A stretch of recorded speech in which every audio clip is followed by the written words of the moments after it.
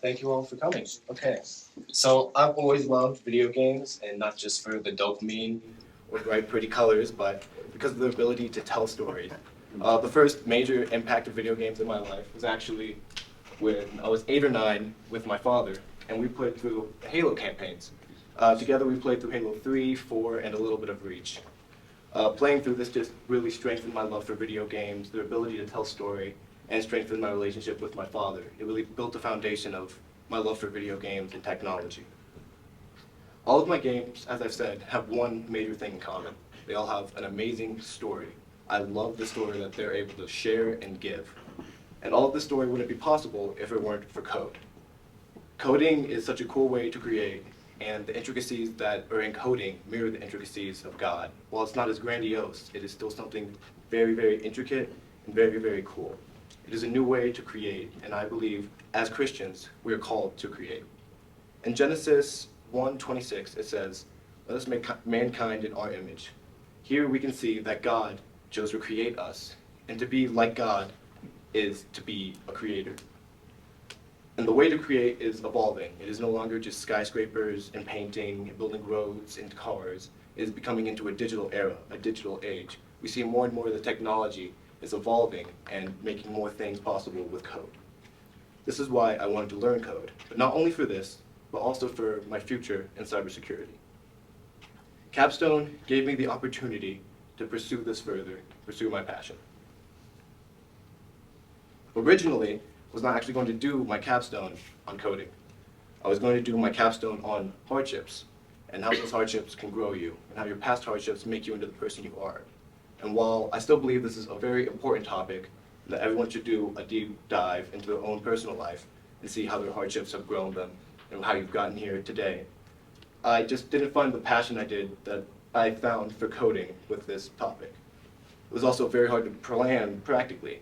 As some of you may know, for Capstone we need to have 4 experiences, 2 interviews, and 2 other components. And for my interviews, I first didn't know who I would interview. I couldn't just walk up to someone and be like, "Hey, what's wrong with your life? What's wrong?" And I couldn't do that. It just didn't make sense. It wouldn't work. And it just felt really wrong and a little too personal to start off that way. And for experience, again, I couldn't just go break an arm or something and be like, "Hey guys, this is my experience. It really hurt me and this sucked." So I didn't know what to do for that. And it was very hard to motivate myself to actually think about it and actually plan anything. And it just was not exciting at all. And so I decided to change my capstone. And the catalyst for this was actually in Aiden's basement. We were all, me and my friends, we were just chilling in the basement, playing some games, talking about stuff, when they asked me why I didn't do my capstone on gaming, because I had just started talking about my favorite games and their story.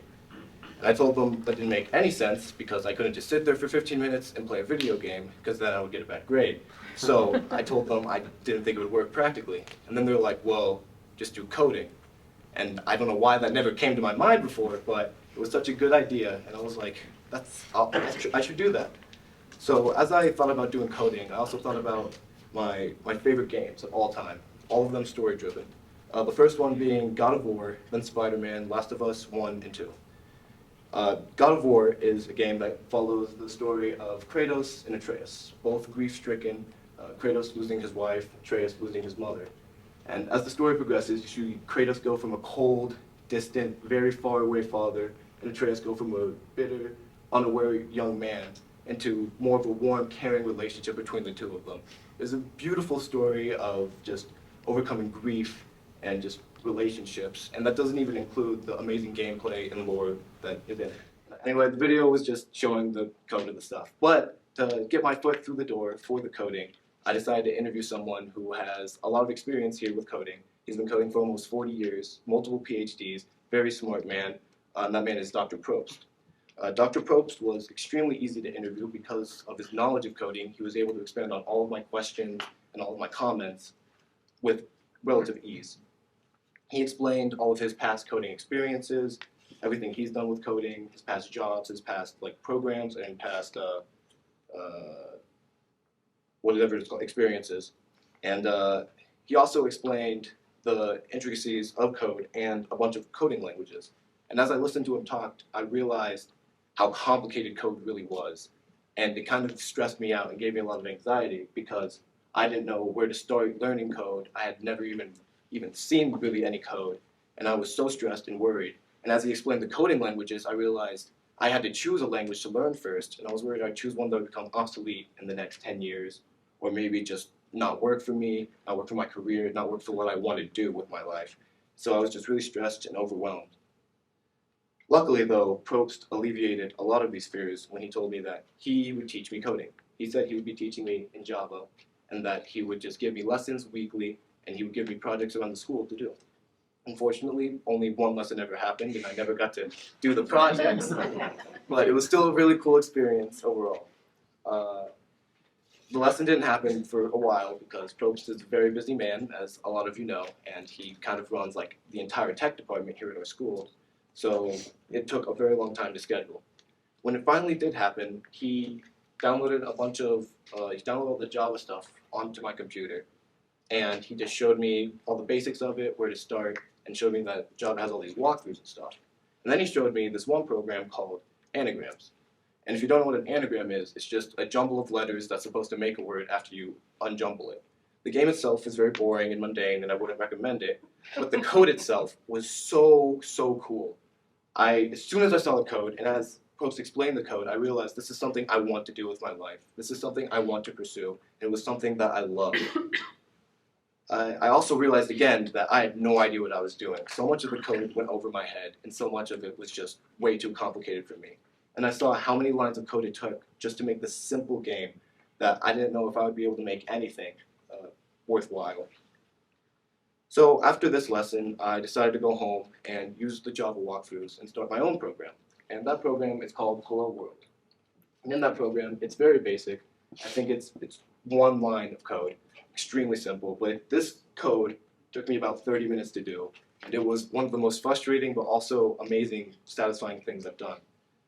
Going through this helped me realize that coding is a lot of fact-checking, going back and seeing where you went wrong, and a lot of just basic problem-solving skills. This code is pretty basic. It just makes your computer spit out whatever you type in the quotes. I spent 30 minutes on this, and then it types it down right here. And I thought that was pretty cool. It was a pretty cool experience. It was fun to do, but I lost a lot of motivation after this because I realized that it was a very hard thing and very tedious and extremely frustrating at times. And I learned that even though I was super passionate about this thing, I was finding it hard to motivate myself to actually pursue it.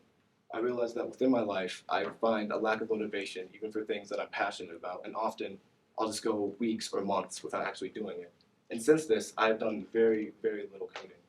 Every time I think about doing coding, I'm like, that'd be really cool, but also, do I really want to spend 30 minutes to an hour on a project that's not going to be complete, and then I'll have to go back and fact check, and then maybe even start from scratch?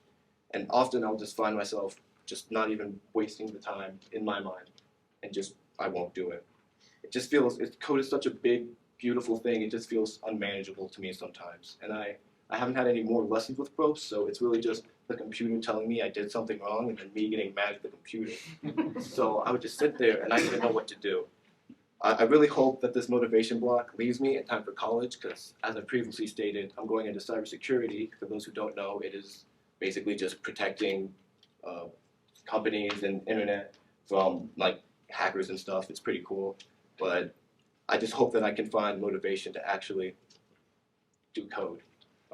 For the second part of my code, or capstone, I wanted to explore less of the actual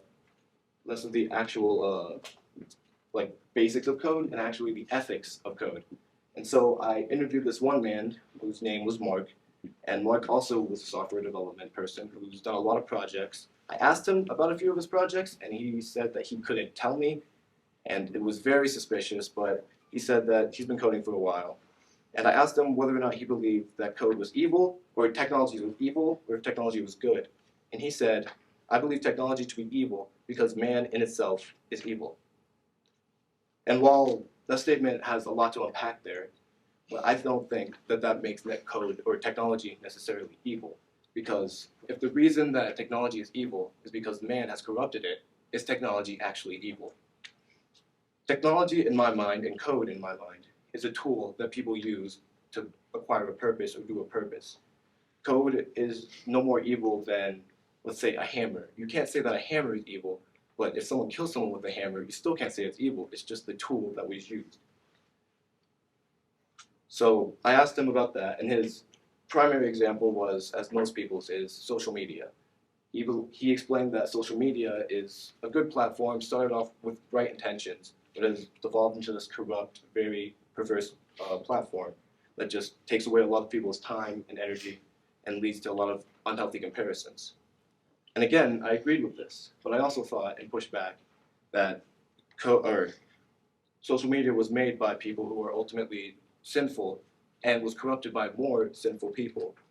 And I believe that it would not be this way if a perfect society were to interact with social media. I would think that the social media would be used for its original purpose, for communication and long-distance communication, and just sharing very cool things about your life and just connecting on a broad scale. So that was pretty much all I explored for the ethics of coding. And then I asked about the future of technology and what he thinks will evolve into, what will happen. And when I asked him what he thought technology was going to happen with, he said it'll be used more and more to control society. And this was a very interesting answer, and I had never heard anyone actually talk about this before. He said that technology will be used to take away more choices, more jobs, and end up putting people more in a box, and that it'll be pretty unavoidable and inescapable. And he also said that we were ready for our next big tech jump, which is a lot more exciting. We've already actually had 2 previous tech jumps. All of you should probably know the internet, and then from the internet to mobile, and now from mobile to whatever we have next. And we see this surfacing through what is known as the metaverse, which is a virtual reality world that is basically our world, but virtual. So I thought that that was a very interesting thing that he said about the control. I asked him what he believed our role as Christians was in all of this. And he said that we should be vocal about how bad this change is going to be, but we should realize that we are powerless to stop it. And I very, very strongly disagreed with this sentiment, because I believe as Christians, we should not just sit back and watch the world be corrupt and watch the world just devolve into horrible technology taking over. If we are true Christians, I believe that we should do more than just speak up. We should also take action and try to stop it with all of our ability.